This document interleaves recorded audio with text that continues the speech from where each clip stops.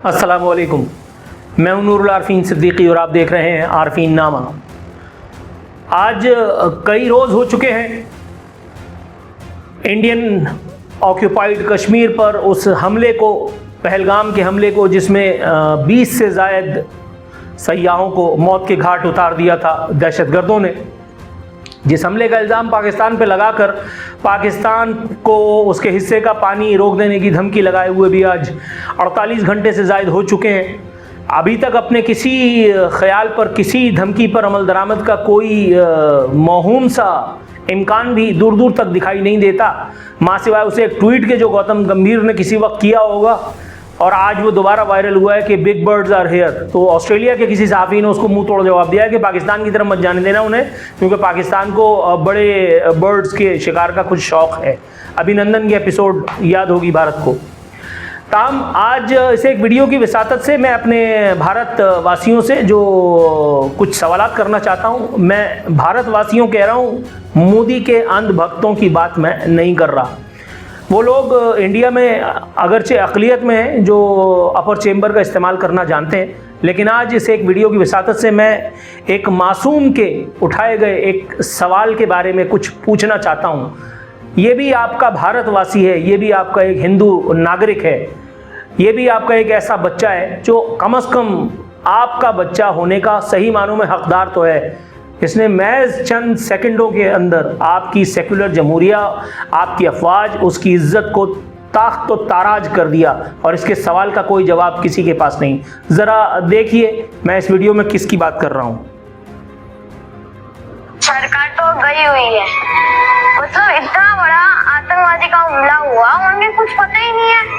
इधर पूरी नीचे पूरे आर्मी का बेस है, उन्हें पता ही नहीं है। अच्छा कुछ भी है, मतलब चाहता हूँ कि पहलगाम के ऊपर आर्मी रखो, 2-3 रखो, पर रखो। सरकार तो गई हुई। मुझे नहीं पता इस बच्चे ने अपने बाप को खोया है, अपने भाई को या अपने चचा को, लेकिन इसने किसी अपने को ज़रूर खोया है।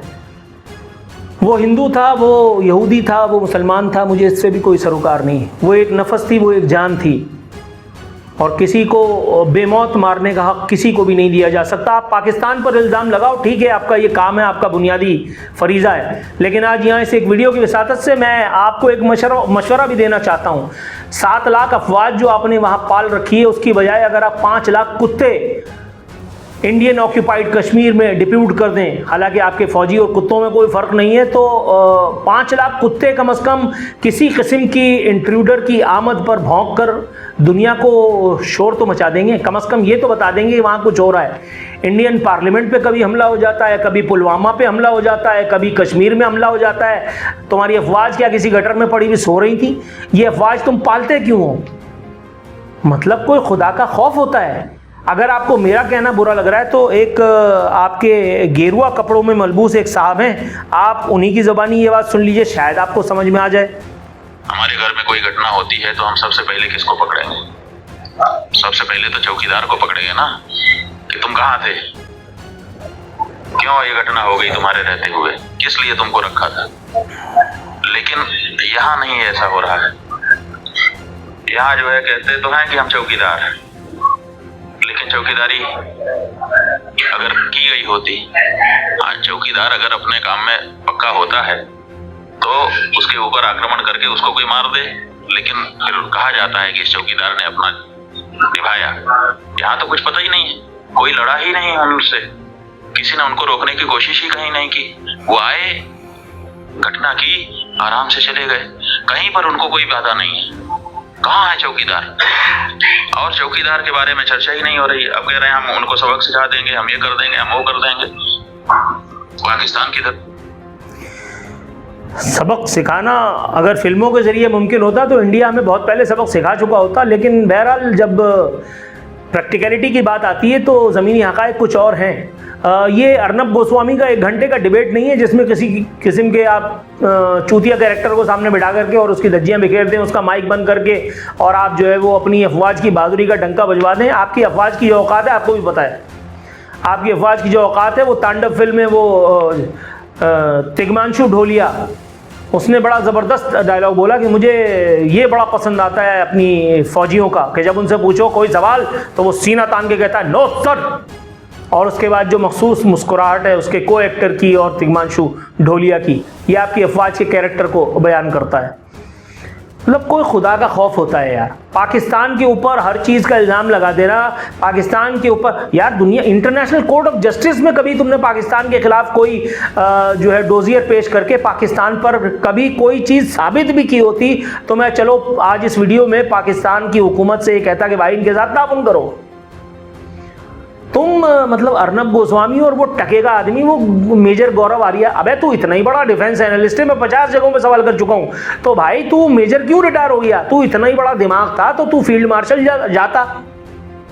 अच्छा फील्ड मार्शल छोड़ो, मैं बहुत मामूली सवाल करता हूँ, तू इतना ही बड़ा दिमाग था, तू इतना ही जरखेज आदमी था, इतना बड़ा इंटेलेक्चुअल था, तू लेफ्टिनेंट कर्नल के ओहदे तक तो पहुँचता। मैंने अपने पिछले लाइव में ही बताया था, अल्लाह माफ़ करे, तमाम तारीफ़ें मेरे रब को। मेजर मेरी गाड़ी का दरवाज़ा खोला करता था भाई जिस वक्त मैं जोबन में था, जिस वक्त मैं यहाँ मतलब मेरे नाम का डंका बज रहा था इस करंट अफेयर एंकर। मैंने कभी इस तरह से बात ही नहीं की मेजर से, मैं ब्रिगेडियर्स के साथ काम कर रहा था यार। मतलब कोई खुदा का खौफ करो। I was sitting and having my meals with deputy DGISI, the then deputy DGISI। मैं कोई हल्का आदमी था। अबे तू मेजर होकर के मतलब इतनी लंबी लंबी फेंक रहा है, सारी बातें कर रहा है, मगर ये बात नहीं कर रहा कि भाई ये हमारा सिक्योरिटी फेलियर नहीं है। तो आकर के पाकिस्तान को तड़ियाँ लगा रहा है, हमारे जो है वो डिफेंस की वो हो गई, धज्जियाँ बिखेर दी, पाकिस्तान को सबक सिखा देंगे, आसिम मुनीर तुम्हारी फलाना। अबे आसिम मुनीर के नाम पे अगर तू वहाँ किसी तांत्रिक को जादू के पैसे दे दे तो यहाँ कोई तेरा क्या बिगाड़ लेगा? भाई तेरे व्यवस्था में वही है तो उन्होंने कर लिया, बट ठीक है हो गया। मगर तुझमें और मुख्तारा माई में कोई फ़र्क तो होना चाहिए। मुख्तारा माई को 35 आदमी निपटा गए, वो बेचारी एक अकेली थी, ये 35 थे, चलो समझ में आ रहा है। मगर भाई तू इतनी बड़ी ताकत है अगर, जो तू बताता रहता है दिन अपनी वीडियोस में, तो फिर तेरे साथ हर दूसरे दिन कौन उंगली करके निकल जाता है? कोई खुदा का खौफ करो यार। अगर मेरा कहा बुरा लग रहा है आपको तो भाई आप ही के एक सो कॉल्ड साफ़ी की ज़ुबानी ज़रा कुछ सवाल आते हैं, वो सुन लीजिए। सवाल आज प्रधानमंत्री नरेंद्र मोदी और गृह मंत्री अमित शाह से भी कि जब आप ये दावा करते हैं कि देश सुरक्षित हाथों में है तो ये टारगेटेड हमले कैसे हो रहे हैं? मोदी सरकार बार बार कहती थी कि नोटबंदी के बाद, धारा 370 खत्म होने के बाद आतंकवाद खत्म हो गया था। सवाल आज प्रधानमंत्री नरेंद्र मोदी और जी भाई अब इस पर भी कोई फतवा लगा दो।